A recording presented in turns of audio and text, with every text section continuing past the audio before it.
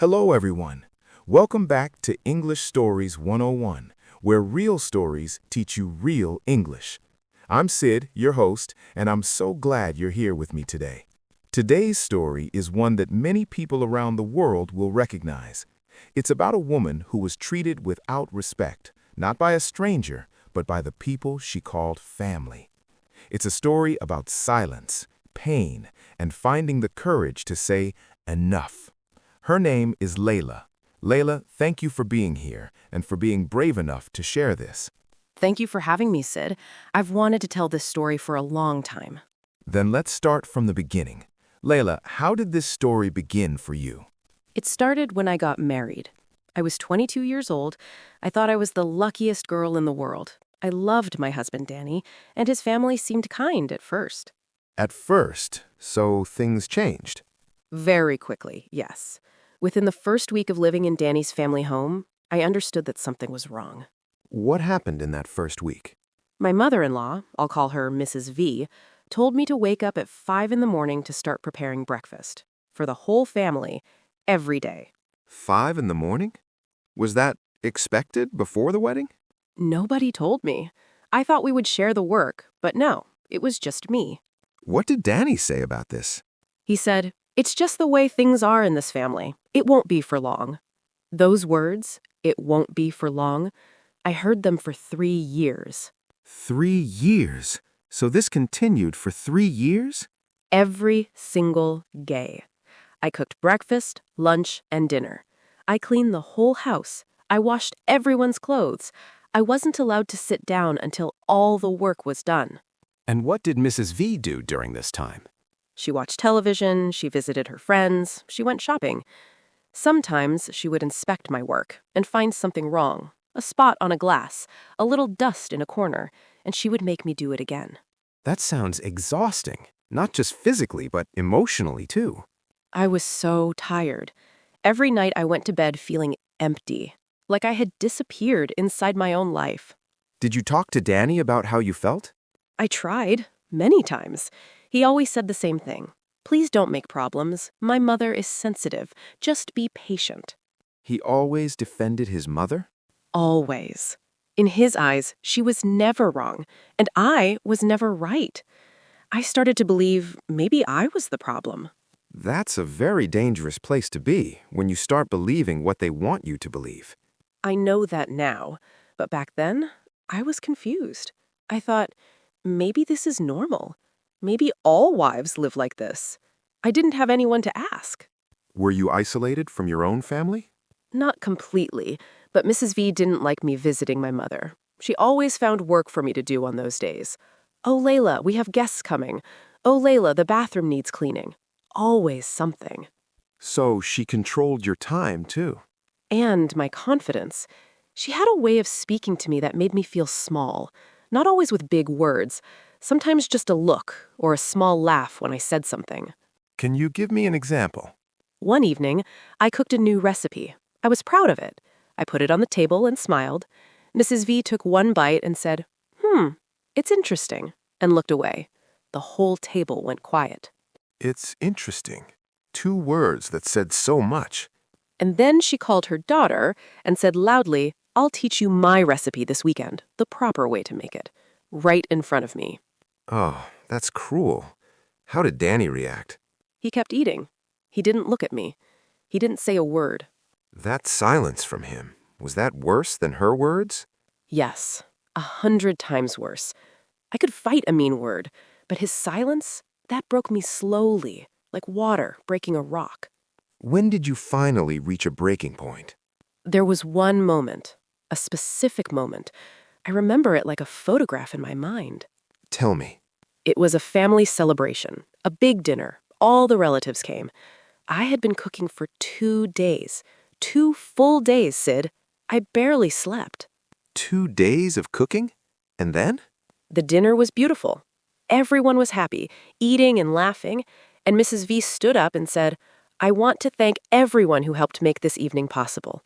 She thanked her daughter, she thanked her son, she thanked a neighbor who brought flowers. Did she thank you? She sat back down. She didn't say my name. I was standing next to the kitchen door. No one looked at me.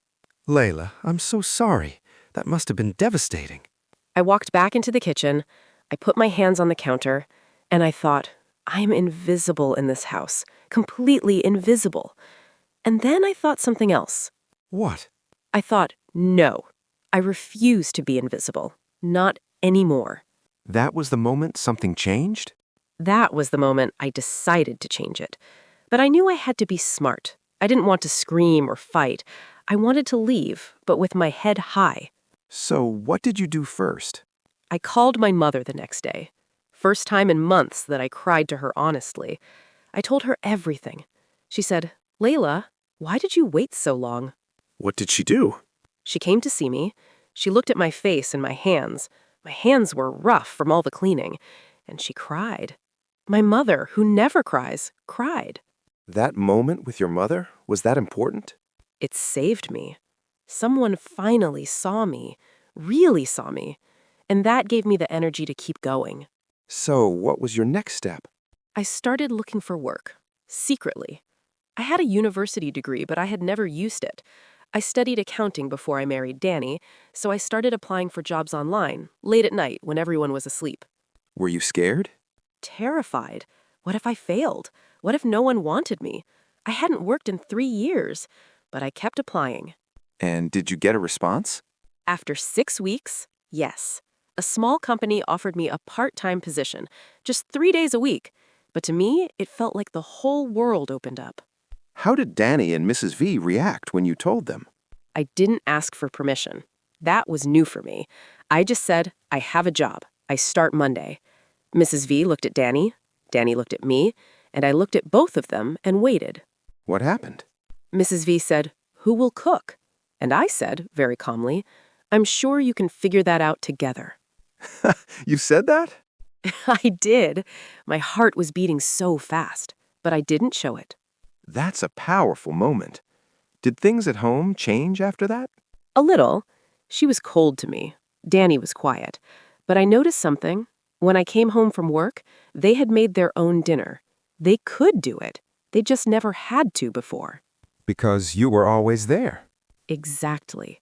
I had made myself so available that I became furniture, something you use but never think about. So what was the final chapter of this story? Are you still with Danny? We tried for a while. I asked him to choose, not between me and his mother, but between the person he married and the way things were. He couldn't do it. He couldn't change? Some people are afraid of change more than they're afraid of losing something good. Danny was that kind of person.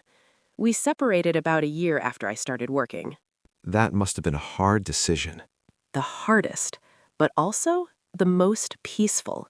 The night I moved into my own small apartment, I sat on the floor. I didn't even have furniture yet, and I felt light, like I put down something very heavy that I had been carrying for years. And today, how is your life now? I have a full-time job now. I got promoted twice. I have my own apartment. I cook when I want to cook. I sleep when I want to sleep. And you know what I do every Saturday morning? Tell me. I have coffee with my mother, slowly, without rushing, without anyone calling me to clean something, just us and coffee and talking. That image, I love that. Saturday mornings with your mother. That simple thing, that's my freedom.